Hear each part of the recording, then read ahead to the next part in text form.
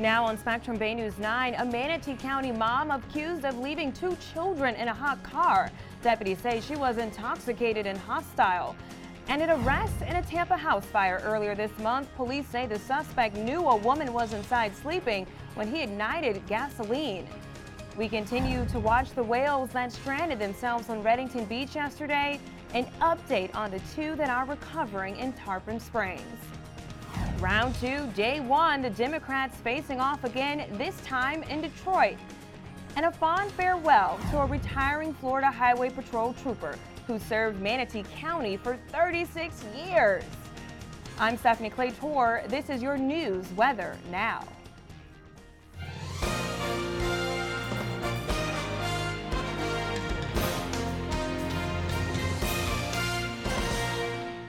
Our top story tonight, a Bradenton mom accused of being so drunk she left her kids in a hot car. Deputies rescued both a baby and toddler from that car just in time, and we're told they were already suffering from heat exhaustion. Spectrum Bay News 9's Josh Rojas is in Bradenton with more. In the driveway of this home is where Manatee deputies rescued those 2 young kids from a hot car. That deputies say inside of the home was completely filthy with no edible food and liquor bottles strewn about.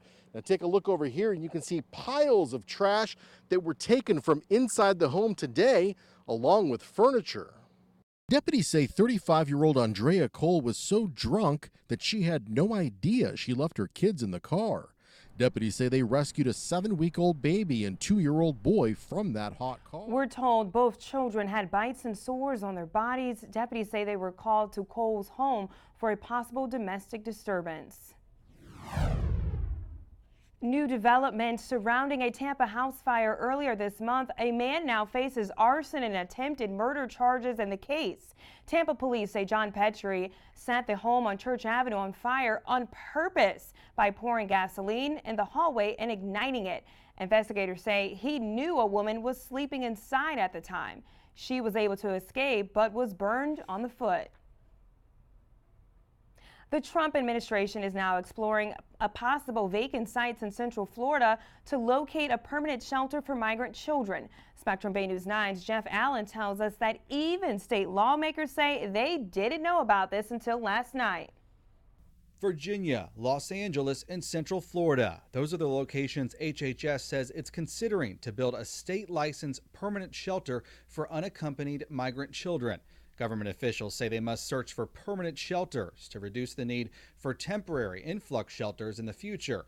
The Department of Homeland Security has apprehended nearly 60,000 children, including thousands at this camp in South Florida, as it battles what it calls an illegal immigration crisis at the border. Even the idea of scoping out a location in Central Florida causes alarm for all of us. Local Democratic leaders were quick to criticize plans to possibly open up a shelter here. Many Democrats have criticized the lack of transparency at other migrant shelters across the country. As a state lawmaker, I can visit state prisons and announce, and I've been doing that this summer. There is absolutely no ability to do that with these type of federal profit-driven detention camps, and so that alone causes us fear. A spokesperson for Governor Ron DeSantis says the governor is aware of the letter sent out and reiterated the governor's calls for immigration reform. In Pinellas tonight, an update for you on the pod of whales rescued from Redington Beach yesterday. 2 of them are still recovering at a new Clearwater Marine Aquarium facility in Tarpon Springs. Our Kate McVeigh is there with the update. 2 pilot whales relaxing calmly in this giant tank, not bothered at all by the rescuers looking them over. So far, so good. We're really encouraged by the progress that they're making.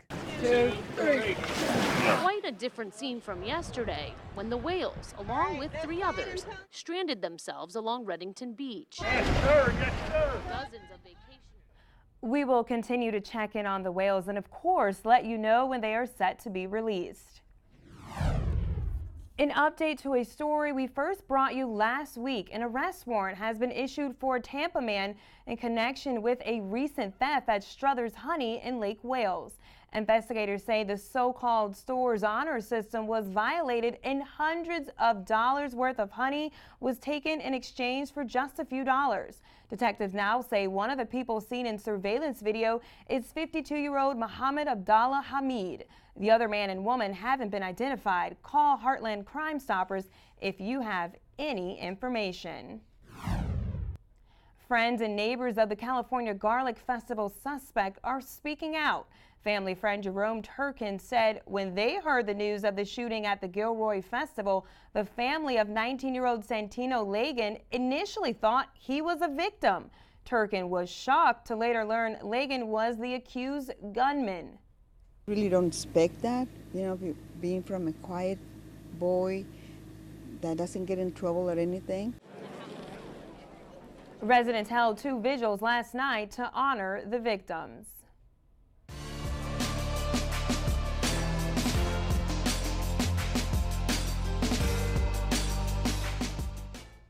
Decision 2020 coverage now. The second round of the Democratic presidential debates is tonight in Detroit.